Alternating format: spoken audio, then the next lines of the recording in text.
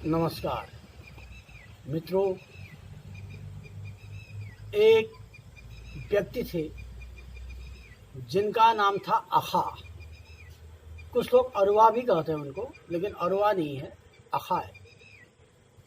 वह स्वर्णकार थे, सोनार का काम करने वाले। सोने चांदी आभूषण निर्माण ये उनका व्यापार था। परंतु खासियत ये थी कि ईश्वर भक्त थे, ईमानदार। वैसे तो उनका जो कार्य था सोनार का था, स्वर्णकार। लोग अधिकतर सोनारों को बदनाम करते हैं कि इनने मिलावट कर दी या ऐसा कर दिया वैसा कर दिया, आप लोग जानते हैं। लेकिन उनका जो अपना स्वभाव था वह बिल्कुल ईमानदारी पूर्वक था, शुद्ध कार्य। एक बार ऐसा हुआ, एक कोई महिला उनके नज़दीक की अपना गले की कंठमाला बनाने के लिए उनके पास गई और अग्रिम धनराशि के रूप में 300 रुपया उनको दिया और कहा कि इतने रुपये की आप मेरे लिए कंठमाला बना दें। उन दिनों सस्ता जमाना हुआ, 300 रुपया बहुत हुआ। आजकल तो सोना आप जानते हैं कि आकाश की ऊंचाई छू रहा है, लेकिन 300 रुपया उसमें बहुत हुआ। ये महाराष्ट्र की बात है। तो 300 रुपया एडवांस जिसको कहते हैं दे गई और संत अखा ने उस कंठमाला का निर्माण किया। 300 रुपये में उतनी अच्छी कंठमाला नहीं बनने के कारण उन्होंने अपनी तरफ से उसमें करीब 120 रुपये का सोना और मिला दिया। अब 420 की होगी पूरी। तो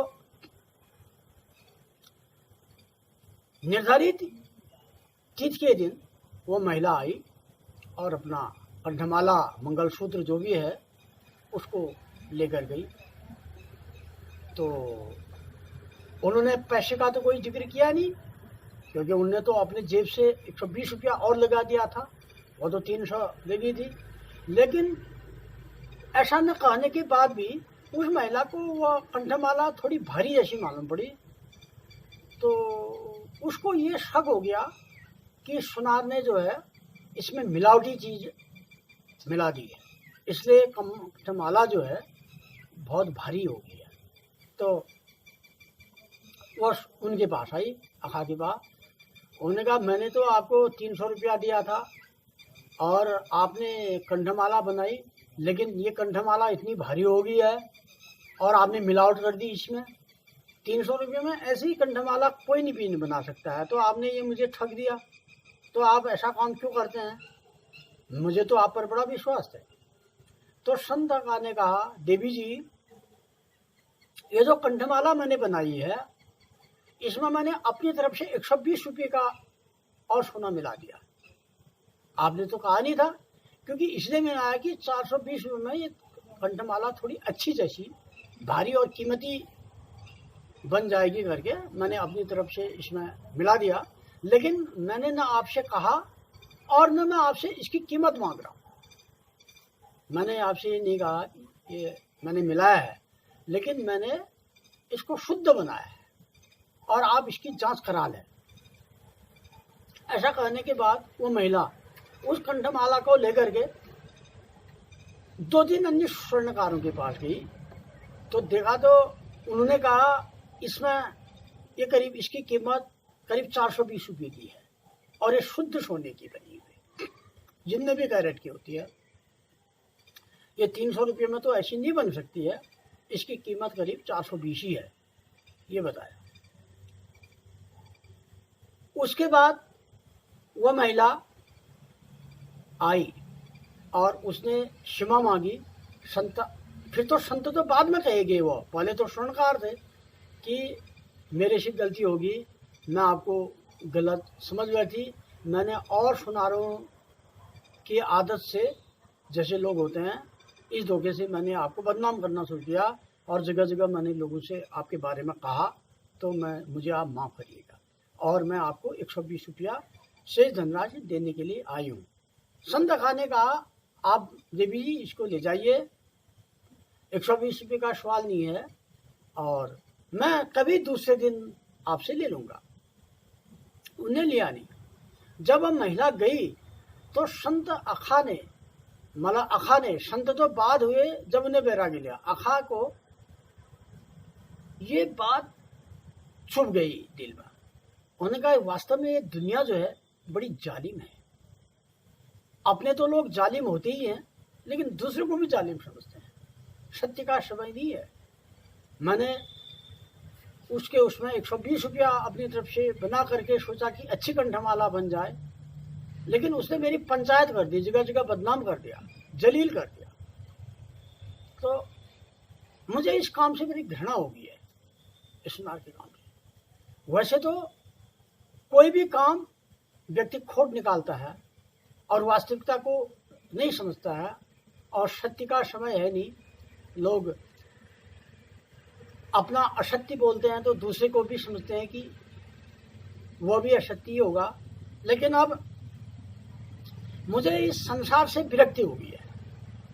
ये संसार जो है झूठा है और ये शरीर एक बार नश्वर होना है। तो मैं स्वर्णकार का काम करके ईमानदारी के पूर्वक भी जब मैं रहा तो तब भी लोगों ने मेरे ऊपर अंगुली उठाई।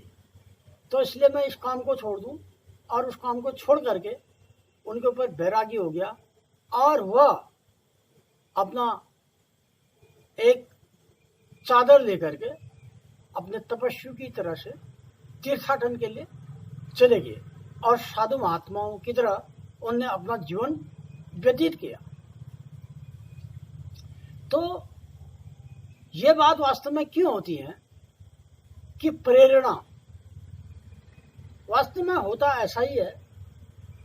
लोग किसी काम करने वाले पर खोट निकालते हैं, सुनारों पर भी खोट निकालते हैं, लेकिन ऐसा नहीं है कि हर सुनार गलत हो जाए या हर पुलिस वाला गलत हो जाए या हर अध्यापक बहुत अधिक अच्छा हो जाए, ऐसा नहीं है।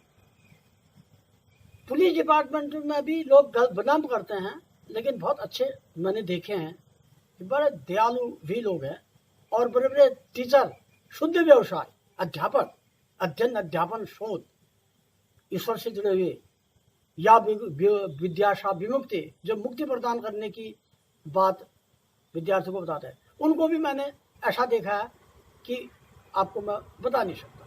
ये तो अवलंबन स्वभाव है।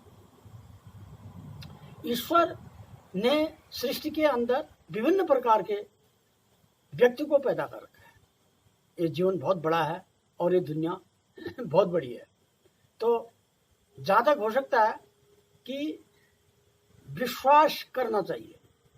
जब तक आप किसी डॉक्टर के पास जाएंगे, किसी ज्योतिष के पास जाएंगे, किसी वैद्य के पास जाएंगे या किसी जानकार के पास जाएंगे, सर्वप्रथम आपको उसकी बात पर विश्वास करना पड़ेगा कि ये जो बताएंगे, जो ये कर रहे हैं, बिल्कुल सही है। क्योंकि भ्रम की कोई दवा नहीं होती है किसी नीम हकीम के पास। हमारे पहाड़ी में एक किस्सा है कि शैम पूजी जा भैम न पूजी। तो जो भ्रम करने वाले लोग होते हैं, इनका कोई उपाय नहीं होता है, कोई इलाज नहीं होता है।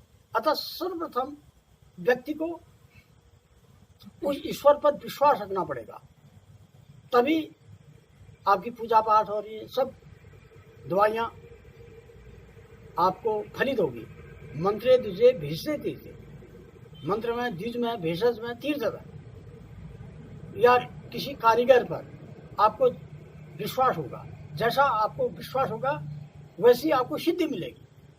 तो अतः हम लोगों को व्यक्ति का मूल्यांकन समझना चाहिए कि कौन व्यक्ति किस तरह का है। जब तक हम व्यक्ति के व्यक्तित्व को नहीं समझेंगे, तब तक हम असलियत को नहीं पकड़ पाएंगे। क्योंकि सबसे बड़ी चीज होती है आदमी का आचरण और आदमी का व्यवहार, और धन कोई विशेष चीज नहीं है। अखा अंत में संत कहेंगे। संतों का तात्पर्य मैं बार बार आपको बताता हूँ। वृक्ष कबौनी फल पकै, नदी न संचय नीर, परमारथ के कारण साधुन रा शरीर। दूसरे की भलाई के लिए जो भी कर सकते हैं, कोई भी मनुष्य का जो स्वभाव है उसके अनुसार चलना चाहिए। यदि मनुष्य में मनुष्यता नहीं रही तो फिर तो कुछ नहीं रहा। समाज को लेके हमने जुड़ना है, किसी भी धर्म संप्रदाय से मैत्री करनी है, और अनधिकार किसी को जलील करना या बदनाम करना उचित नहीं है।